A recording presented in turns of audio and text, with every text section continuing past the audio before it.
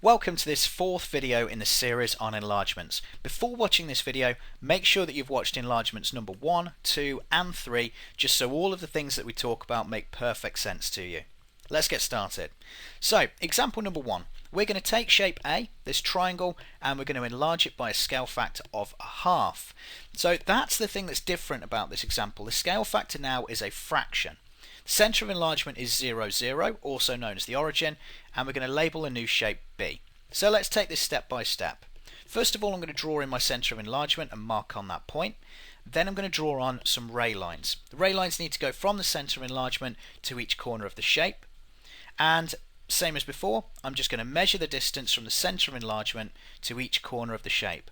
So I've picked one of the bottom points of this triangle. And I can see that it's 22 units across and 8 units up to get from the centre of enlargement to this point.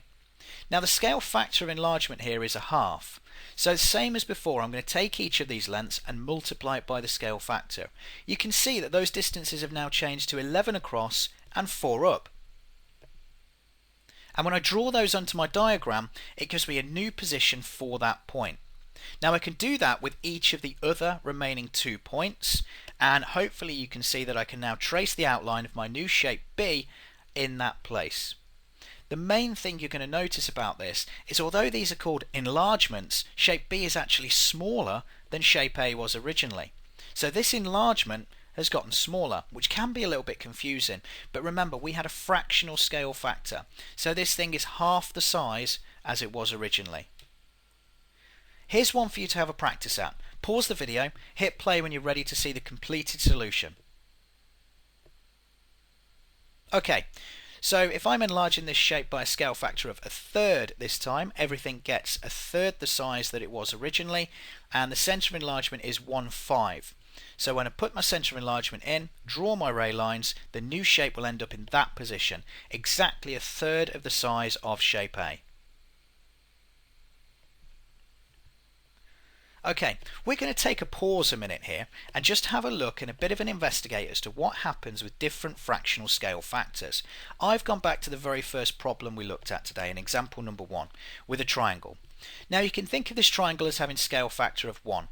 If I enlarge everything by the number 1, then it stays the same. It doesn't get any bigger, doesn't get any smaller. The question I asked you at the start of this video was what happens when we enlarge it by a scale factor of a half, and we created the triangle that you're looking at on your screen now. Everything was half the size of the original. And I could continue this. For a scale factor of a third, everything would be a third of the size, and scale factor a quarter, everything even smaller still. Notice what's happening here. The triangles are not only getting smaller, they're actually also getting closer to the centre of enlargement.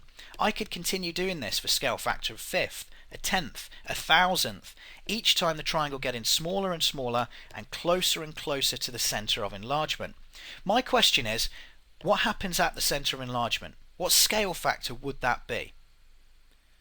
And the answer to this is a scale factor of 0, which kind of makes sense if you think that my original triangle had a base of 6.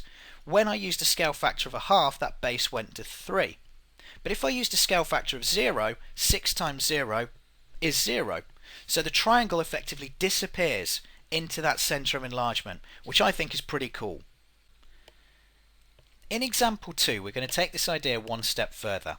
We've looked at positive scale factors, we've looked at fractional scale factors, we've even talked about what happens when our scale factor is 0. Now we're going to look at negative scale factors. So in this example, we're going to enlarge shape A by a scale factor of -3. 2115 is my centre of enlargement, so I'm going to draw that onto my diagram. I'm going to add in my ray lines just as I would have done previously, but this time I make sure that they go all the way across my page, even outside the other end of that centre of enlargement. And then like before, I'm going to measure squares until I get to a point on my triangle. So I can see that from the centre of enlargement to this corner of my triangle is 6 across, 2 up. Now just as before again, the scale factor is -3, so I'm going to take all of these measurements and multiply it by that scale factor. This gives me -18 and -6. Now the negatives are very important here because they tell me that whatever directions I was going in, I'm going to actually reverse them. So instead of going 6 to the right, I'm going to go 18 to the left. Instead of going 2 up, I'm going to go 6 down. And that will take me to the new point on this shape. I can repeat this process for 1, 2 of the remaining points, and then all I need to do is to join them up and I create my new shape B. Now you're probably sat there thinking, well, that looks a bit strange because the shape looks like it's been flipped, and you're absolutely right, it has, because it's travelled through that centre of enlargement because we've got a negative scale factor. You'll also notice that shape B is 3 times bigger than shape A. Now I can see that in the scale factor of enlargement because it's a -3. If it was a -2, it would still flip, but it would be twice as big. -5 still flips, 5 times bigger than it was originally. Here's one for you to have a practice on. It's the same problem as what we just looked at, but I've changed the scale factor to -2 so that you've got an idea of what you're working towards. Pause the video here, hit play when you're ready to see the solution. Okay, so the solution for this one, if I stick in my ray lines, I trace all of my points and I end up with shape B flipped and twice as big as it was originally. Practice number 3. This time be very careful. I've tried to make this one as difficult as I can for you. You're going to take shape A and enlarge it by scale factor of -1/2. So negative and a fractional scale factor. 12.7 is the centre of enlargement. Pause the video here. Good luck. Okay, you've hit play again, so you must be ready for the answer to this. If you put in your centre of enlargement, draw in your ray lines, you should end up with a shape that looks like that. Couple of key things to note. The shape has actually flipped. Because this is a rectangle, it's quite difficult to see, but it has flipped upside down. The other thing to notice is that shape B is half the size of shape A. That's because the scale factor enlargement here is -1/2. Okay, so to sum up the negative and the fractional and all of the different scale factors we've looked at so far, I've started off with a diagram with 2 shapes and a centre enlargement and then ray lines drawn all the way across. We're going to have a look at the different regions within these ray lines and what happens. The first one is the one that's on your screen now. Anything past that triangle moving up that way away from the centre of enlargement would have a scale factor greater than 1. The shape wouldn't flip. The shape would just get bigger and bigger and bigger. So this is where scale factors 2, 3, 4 and all of the fractions in between would live. The shape itself we can consider as having scale factor of 1. The interesting stuff that we looked at earlier today is between the centre of enlargement and the shape itself is where all of your fractional scale factors live. So if we keep this shape the same orientation but make it half as big, a third as big, a quarter as big, and so on, it will live in between the original position and the centre of enlargement. If you remember, we talked about what a scale factor 0 would do, would in effect make this shape disappear into that single point at the centre of enlargement. Moving outside the other side, all of the shapes that we produce will be flipped versions of the original.